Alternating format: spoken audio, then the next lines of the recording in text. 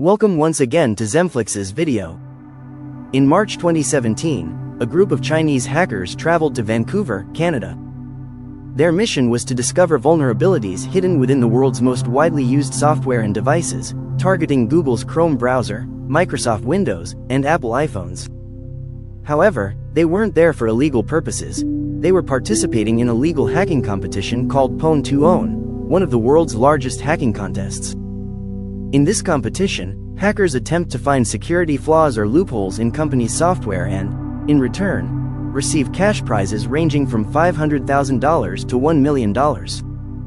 The biggest prize is awarded for discovering a previously unknown vulnerability, called a zero-day vulnerability. When a hacker discovers such a flaw, the details are shared directly with the respective company, such as Google, Microsoft, or Apple, allowing them to patch the loophole through an update.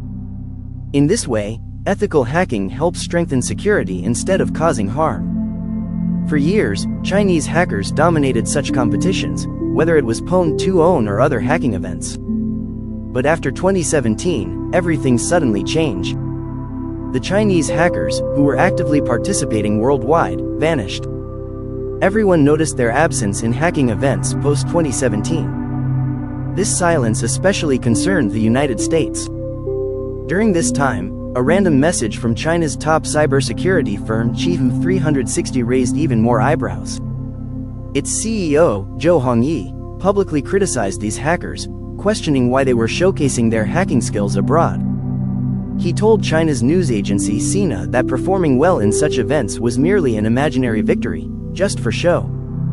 Zhou argued that the vulnerabilities they discovered were worth billions, not just a few $100,000. Shortly after this statement, Chinese hackers stopped participating in international competitions. It later became clear that this was not voluntary. The Chinese government had prohibited them from participating. The Chinese government took Zhou's statement very seriously. Soon after, they officially banned cybersecurity researchers and hackers from joining overseas competitions. Almost immediately, China launched its own domestic hacking competition called Tianfu Cup, positioned as an alternative to international contests, offering prize money exceeding $1 million. The launch of the Tianfu Cup alarmed many countries, indicating that China was preparing for cyber warfare. The first Tianfu Cup event was held in November 2018 in Chengdu, China. A researcher from Tianfu 360, Keen Security Labs Kunlun Zhang, known as Qi Jun, won a grand prize by discovering a powerful and dangerous iPhone vulnerability. He initiated the attack through Safari browser, found a loophole in iPhone's core system, and exploited it to remotely control any iPhone simply by making the victim open a specific web page, without the user even noticing. Qi Jun named the exploit Chaos, which was fitting, as this hack would soon create havoc for cybersecurity experts worldwide. The difference between Tianfu Cup and Pwn 2 Own was that while vulnerabilities found at Pwn 2 Own were reported directly to the companies, Tianfu Cup submissions were first handed over to the Chinese government, who then decided what to do with the information. This created the perfect opportunity for abuse. These exploits could be sold on the black market for millions or used by criminals or governments for mass surveillance. 2 months later, in January 2019, Apple quietly released a patch to fix the flaw Qi Jun had discovered. But the real shock came 7 months later, in August 2019, when Google published a research paper revealing a mass hacking campaign targeting iPhones on a large scale.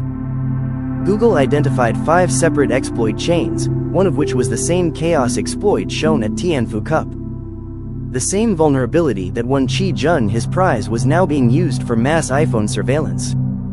Google's researchers reported that the real-world attacks closely resembled the Chaos exploit, but they didn't disclose who was behind the attacks or who the victims were.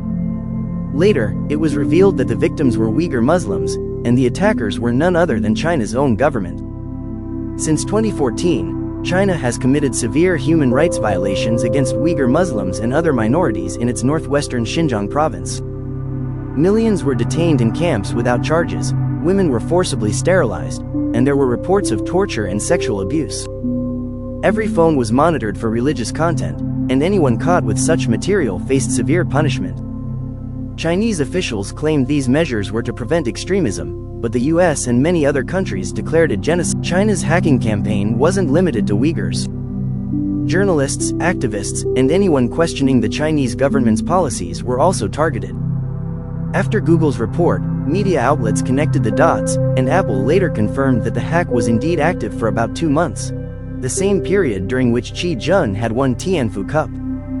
American experts concluded that China had followed the strategy outlined by Tianfu 360's CEO. Instead of allowing hackers to participate abroad, use their skills domestically for mass surveillance. U.S. intelligence agencies later conducted a full technical analysis of the Chaos exploit and confirmed it matched the Tianfu Cup hack.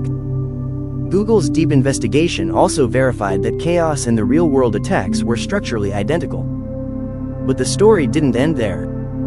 In February 2024, data leaked on GitHub revealed information from a Chinese IT security firm named Isun. The leak exposed emails, chat logs, and spyware development details, showing that Isun builds cyber spying tools for the Chinese government and the People's Liberation Army, PLA.